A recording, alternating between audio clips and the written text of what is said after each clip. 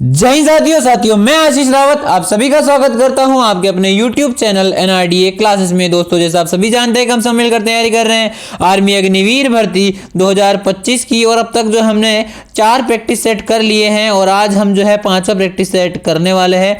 उम्मीद है दोस्तों आपको जो है क्लासेस में मज़ा आ रहा होगा। रेगुलर क्लासेस हो रही हैं। जो आज पहली बार ज्वाइन हुआ है तो सेशन को लाइक कर दीजिएगा और चैनल पर नए हो तो चैनल को सब्सक्राइब करना ना भूलिएगा। दोस्तों, आज के सेशन के अंदर 2 भाग होने वाले हैं, जिसके अंदर 15 जीके के और 15 साइंस के क्वेश्चन होने वाले हैं। तो टोटल 30 क्वेश्चन आज होने वाले हैं। तो 30 में से आप अगर 25 प्लस स्कोर कर देते हो तो मुझे कमेंट में एक बार जरूर बता देना। ये सारे क्वेश्चन बहुत इंपॉर्टेंट क्वेश्चन और रिपीटेड क्वेश्चन होने वाले हैं। तो चलिए आज की क्लास को शुरू करते हैं और हमारे पहले क्वेश्चन की ओर बढ़ते हैं। दोस्तों, पहला क्वेश्चन हमारे सामने दे रखा है कि माउंट एवरेस्ट शिखर पर पहुंचने वाली प्रथम महिला कौन थी। भाई, जो माउंट एवरेस्ट है वहां पर पहुंचने वाली प्रथम भारतीय महिला कौन थी। ए संतोष यादव, बी कल्पना चावला, सी कुमारी रीता फारिया और डी बछेंद्री पाल। दोस्तों, मैं आपको बता देता हूं कि बछेंद्री पाल जो है माउंट एवरेस्ट पर पहुंचने वाली भारत की प्रथम महिला थी। दोस्तों,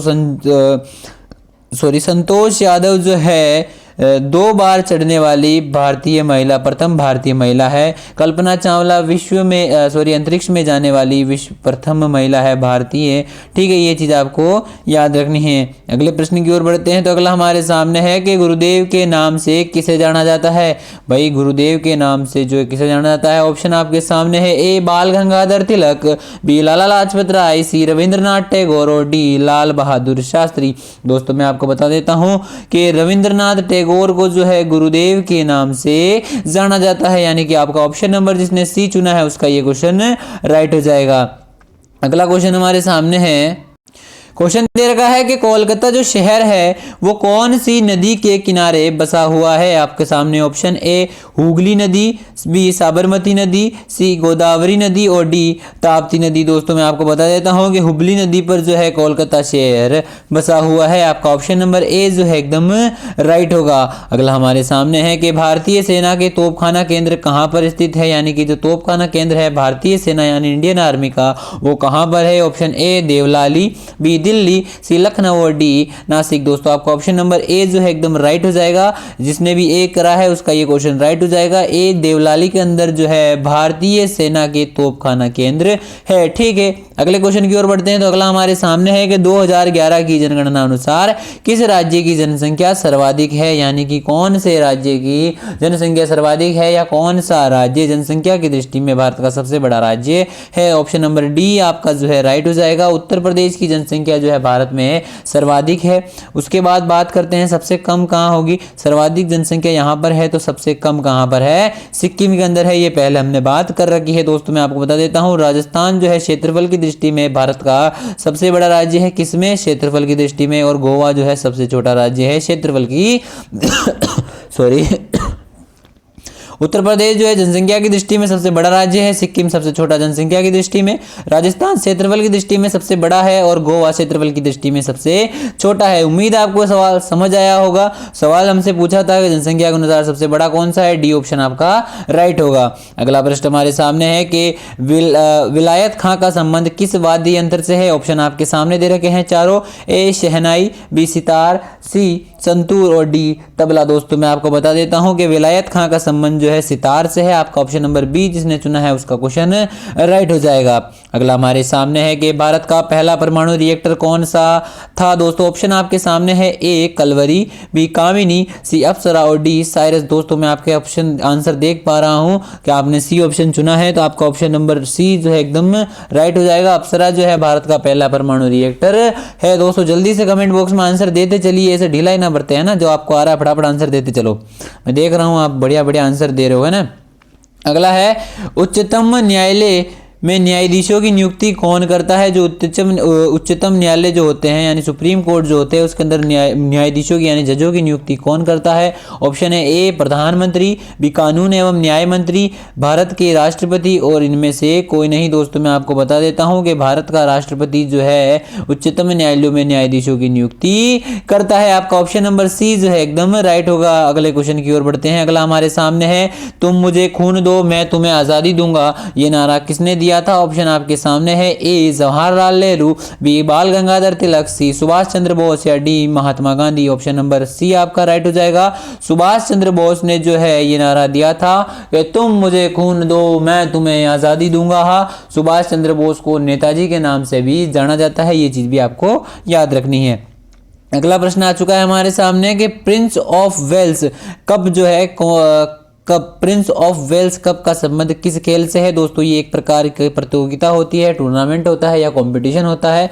प्रिंस ऑफ वेल्स तो इसका संबंध जो है यानी ये जो प्रतियोगिता है ये किस खेल के लिए कराई जाती है? ऑप्शन आपके सामने है। A golf, B hockey, C cricket और डी फुटबॉल। दोस्तों मैं आपको बता देता हूँ कि ए गोल्फ के लिए जो है प्रिंस ऑफ वेल्स कप का कप प्रतियोगिताएं या टूर्नामेंट या फिर ट्रॉफी करवाई जाती है। ऑप्शन ए जिसने चुना है उसका क्वेश्चन ये राइट होने वाला है। अगला प्रश्न हमारे सामने है कि भारत में शांति घाटी जो है कौन से राज्य में स्थित है? यानी कि जो शांति घाटी है वो भारत के कौन से राज्य में है? Option A Kerala, B Tamil Nadu, C Assam और डी अरुणाचल प्रदेश। आपका ऑप्शन नंबर ए राइट हो जाएगा। केरल के अंदर जो है शांति घाटी है। ठीक है, अगले क्वेश्चन की ओर बढ़ते हैं।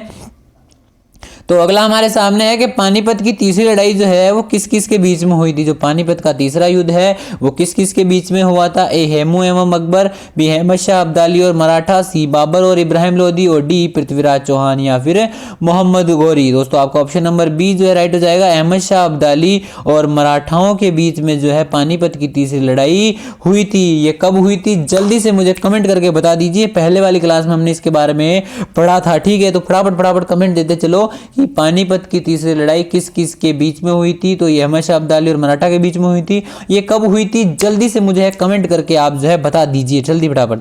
अगले क्वेश्चन की ओर बढ़ते हैं। अगला हमारे सामने है कि पटना का पुराना नाम क्या है? पटना का पुराना नाम क्या है? Option A Pataliputra, B Indraprastha, C Awadh और डी इनमें से कोई नहीं। दोस्तों मैं आपको बता देता हूं कि पटना का पुराना नाम पाटलिपुत्र है। क्या है? पाटलिपुत्र है। आपका ऑप्शन नंबर ए जो है एकदम राइट हो जाएगा।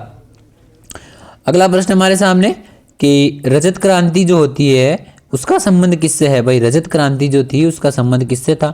ऑप्शन आपके सामने है तिलहन, अंडा उत्पादन, झींगा उत्पादन या फिर फसलों से संबंधित क्रांति है। दोस्तों मैं आपको बता देता हूं कि ये अंडा उत्पादन और मुर्गी पालन के लिए ये क्रांति करी गई थी। या कौन सी क्रांति करी गई थी? रजत क्रांति करी गई थी। आपका ऑप्शन नंबर बी जो है एकदम राइट हो जाएगा। ऑप्शन को ध्यान से पढ़िए और क्वेश्चन भी ध्यान से सॉल्व करते चलिए।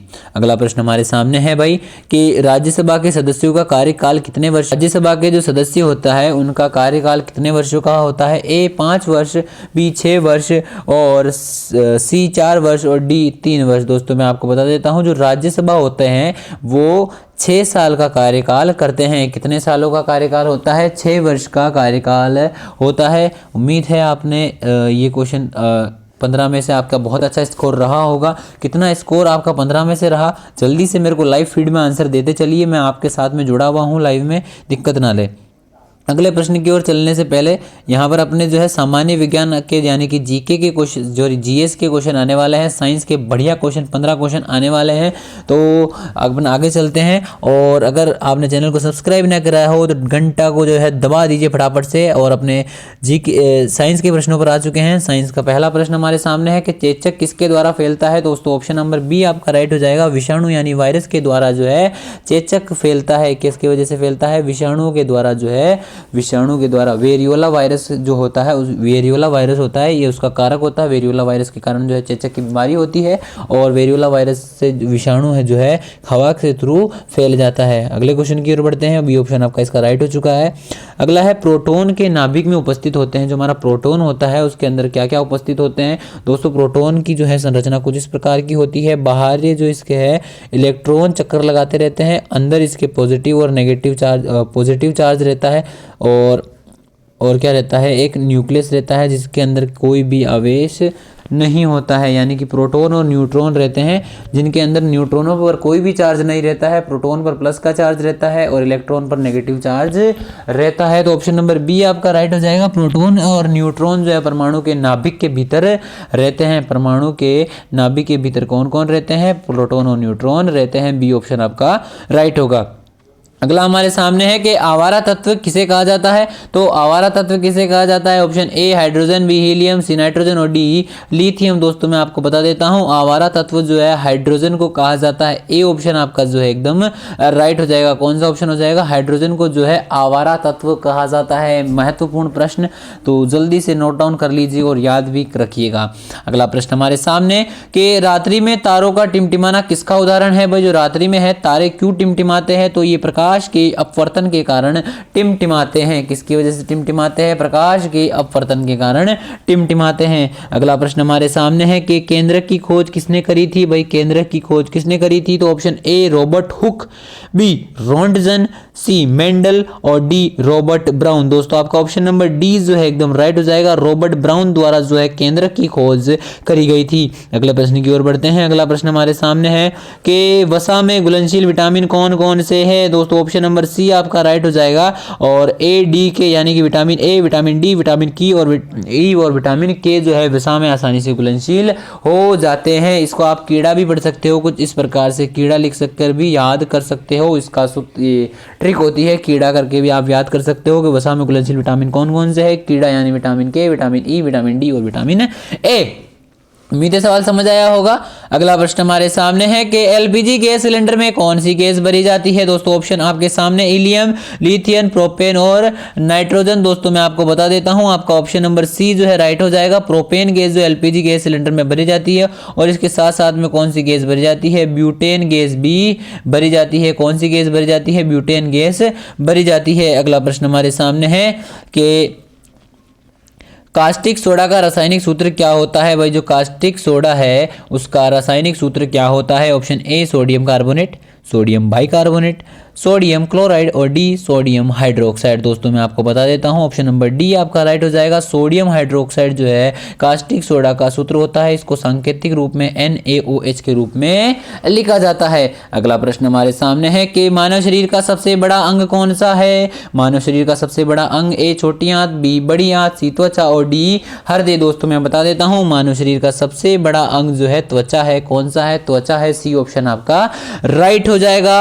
अगला प्रश्न हमारे सामने है कि जीव जंतुओं का अध्ययन करना क्या कहलाता है। जो जीव जंतु होते हैं उनका अध्ययन करना क्या कहलाता है। ए जूलॉजी, बी फाइकोलॉजी, सी एंथोलॉजी और डी बायोलॉजी। दोस्तों मैं आपको बता देता हूं कि जीव जंतुओं का अध्ययन करना जूलॉजी या फिर क्या कहलाता है, जंतु विज्ञान कहलाता है। क्या कहलाता है, जंतु विज्ञान कहलाता है। हिंदी और इंग्लिश वर्ड दोनों आपको याद रखने चाहिए, ठीक है। जूलॉजी या फिर जंतु विज्ञान कहलाता है। ऑप्शन ए आपका जो है एकदम राइट हो जाएगा। अगला प्रश्न हमारे सामने है कि शक्ति का मात्रक क्या है। शक्ति का मात्रक क्या होता है। भाई ओम होता है, केल्विन होता है या फिर वाट होता है या फिर जूल होता है। ऑप्शन नंबर सी आपका राइट हो जाएगा। शक्ति का मात्रक वाट यानी कि डब्ल्यू होता है। अगले क्वेश्चन की ओर बढ़ते हैं भाई।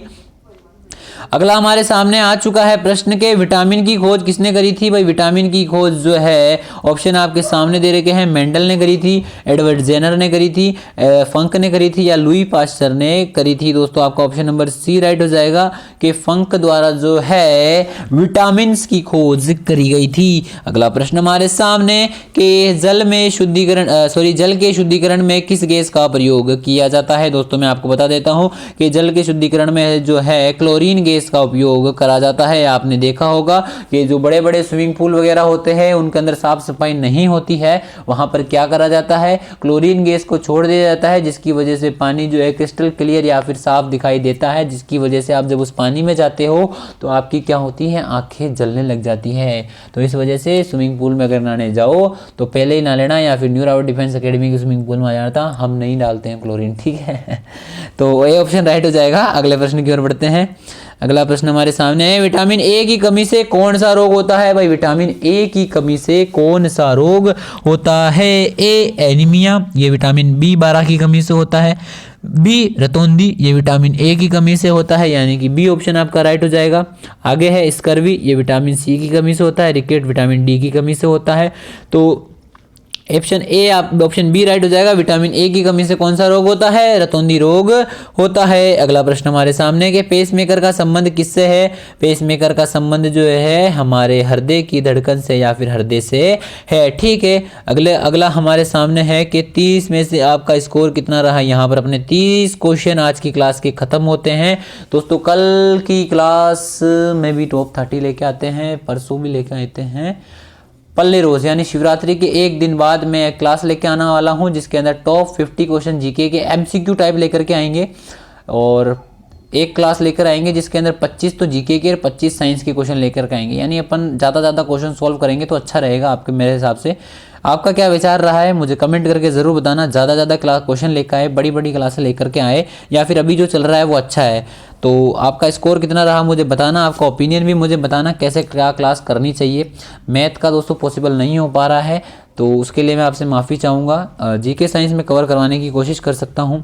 बाकी अगर आपको ये नोट्स, ये पीडीएफ, ये सारी क्वेश्चन आपको अगर चाहिए वापस प्रैक्टिस करने के लिए बिना देखे, तो आपको हमारे टेलीग्राम चैनल पर मिल जाएगा। टेलीग्राम चैनल का नाम ये लिख रखा है, क्या लिख रखा है? New Rawat defence academy. Description में आपको लिंक मिल जाएगा, तो जाइए टेलीग्राम चैनल से जुड़िए। आपको बहुत ही अच्छी जानकारी, बहुत ही अच्छी नोट्स आपको वहाँ पर मिल जाएंगे। गणित के क्वेश्चन पेपर भी आपको वहाँ पर देखने को मिल जाएंगे। अभी कल ही मैंने बोर्ड मास का पेपर डाला था। जैसे जैसे एग्जाम होते रहेंगे, कल बायो का टेस्ट होने वाला है हमारी एकेडमी के अंदर, तो 50 प्रश्न जो बायो के होंगे वो मैं आपको वहाँ पर डालने वाला हूँ। तो जाइए टेलीग्राम चैनल को ज्वाइन कीजिए। वीडियो पसंद आई हो तो वीडियो को लाइक कीजिए, चैनल पर नए हो चैनल को सब्सक्राइब कर दीजिए। Thanks for watching. जय माता दी, जय भारत माता।